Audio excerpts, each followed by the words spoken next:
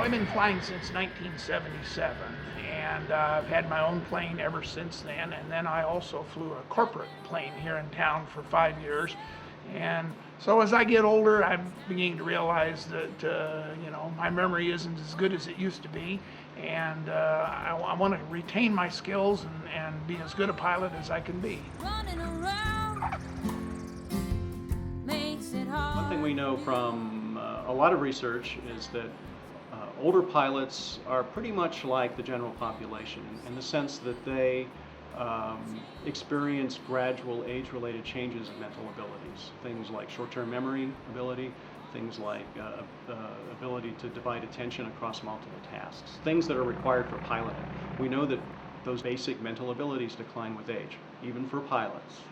They're looking at older pilots and how their skills possibly decrease with age, and being a rather long-time pilot and getting older myself, I just wondered, well, gee, does that apply to me? And if so, is there something that I can do about it? Is there something I need to know? Is there something I can do to improve my flying skills?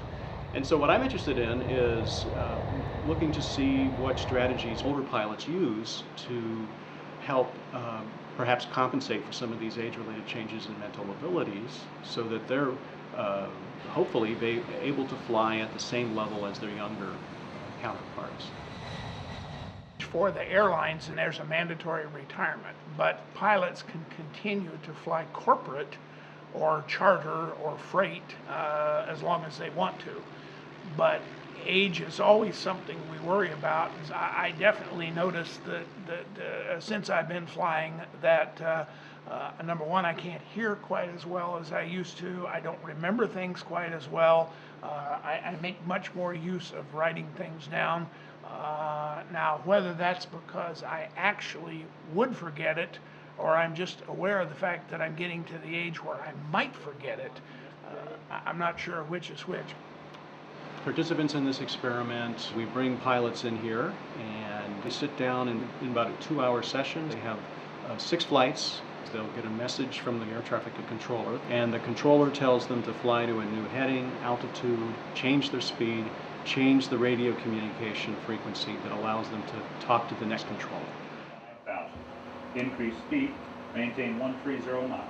Contact center on frequency. So they're really getting a lot of demanding communication. What differs across the 6 flights is the kind of aid that they're using in order to help them remember the air traffic control message.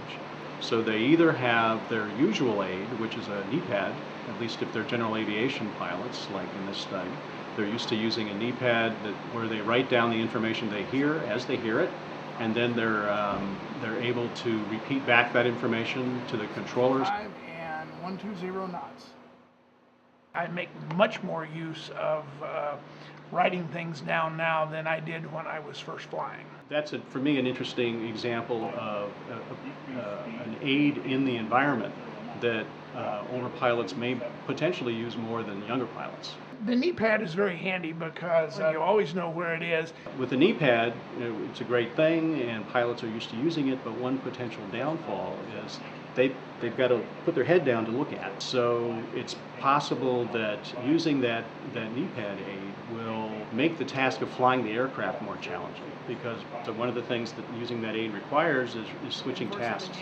You're looking down, now you've got to look up at the instruments, and that may be more of a challenge for older pilots. Before they do any of these flights, we put an eye tracking system on there. It's a head-mounted eye tracker, and we calibrate that so that we know basically where they're looking throughout that whole flight. And that's the way that we are able to draw some conclusions about what is the impact of using this aid in terms of where the pilot is putting their attention. So we know that using the knee pad will require them to look down. Well, how long do they look down? And while they're not looking at the instruments, what's happening to their ability to fly that course? So that's why we have developed this new aid, this EPAD, electronic notepad.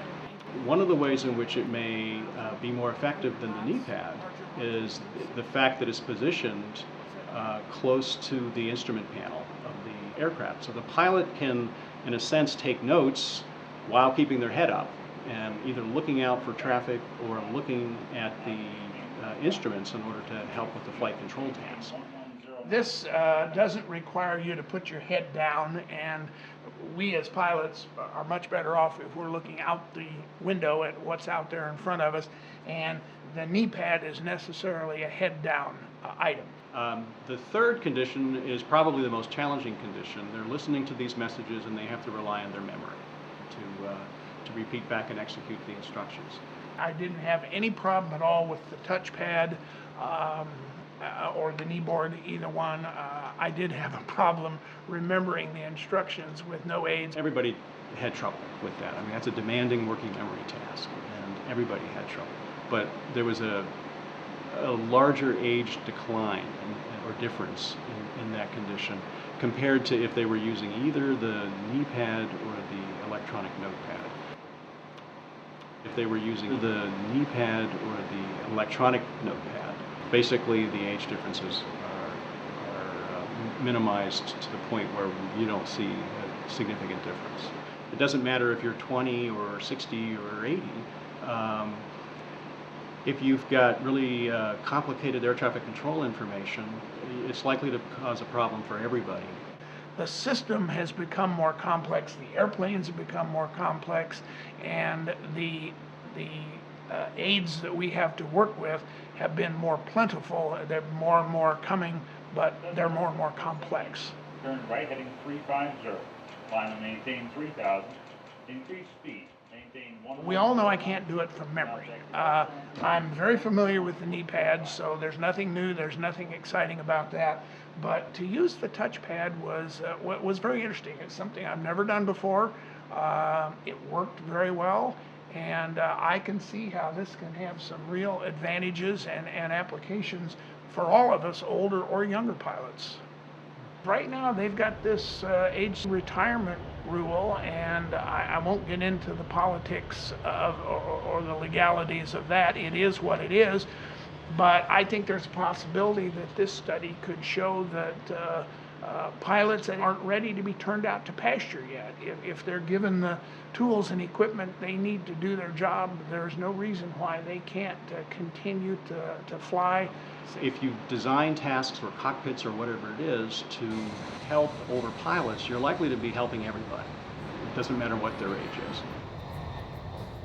As we improve the teaching aids and the memory devices, whatever they might happen to be, I think this is going to add to the expertise that some of these older pilots may have. We know that older pilots have less working memory or short-term memory, but if they can make use of the external context, in this case the cockpit, which provides them various kinds of external aids, they basically can use those as external forms of memory.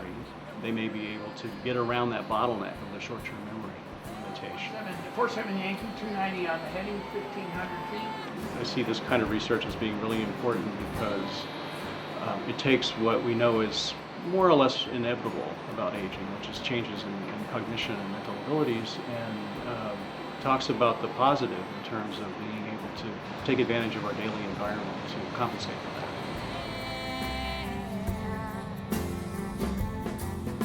I think it's going to benefit the population in general, because what they learn about aging pilots is going to also apply to other people in other occupations as they age, and we're all going to be there someday.